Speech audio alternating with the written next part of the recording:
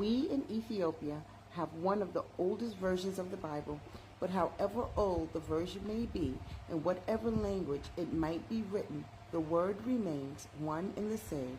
It transcends all boundaries of empires and all conceptions of race. It is eternal. H.I.M. Haile Selassie I, Rastafari edition, Blackstone Publishing. Okay. So let's get to the Kebra Nagast, where we left off at. Last we read,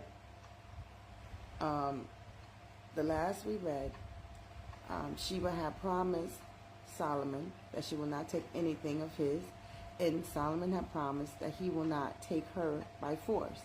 And in the middle of the night, Sheba got thirsty. She saw some water, and she went and she took it. Now she slept at Solomon's house. Solomon saw this, and he said, I thought that you said that you would not take anything that was mine, and you swore. And then she freed him from his oath that he will not take her by force. So she allowed him to have his way with her, and that's pretty much where we left off. He had a dream where God had given him a vision of Israel, and so now we're going to read the part where he explains the dream to the queen. Number 28. Oh, I turned back too far. Is anybody even watching? 31. Concerning the sign which Solomon gave the queen.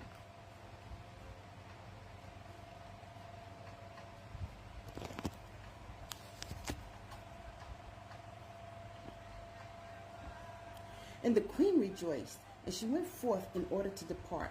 And the king set her on her way with great pomp and ceremony. And Solomon took her aside so that they might be alone together. And he took off the ring that was upon his little finger, and he gave it to the queen, and said unto her, Take this, so that thou mayest not forget me. And if it happen that I obtain seed from thee, this ring shall be unto it a sign. And if it be a man-child, he shall come to me, and the peace of God be with thee. Whilst I was sleeping with thee, I saw many visions in a dream, and it seemed as if a sun had risen upon Israel, but it snatched itself away, and flew off and lighted up the country of Ethiopia.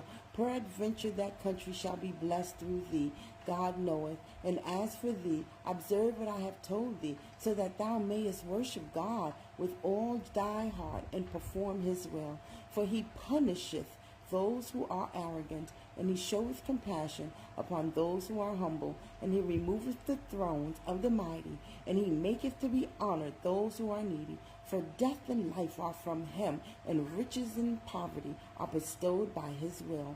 For everything is his, and none can oppose his command and his judgment in the heavens or in the earth, or in the sea or in the abysses. And may God be with thee. Go in peace. And they separated from each other. And that was it. We'll see you next time, where we will continue with how the queen brought forth and came to her own country, number 32 of the Kebra Nagast, of the Haile Selassie version of the Holy Bible for black folks. Well, I shouldn't say for black folks, for all folks, but it's Hebrew history. God bless.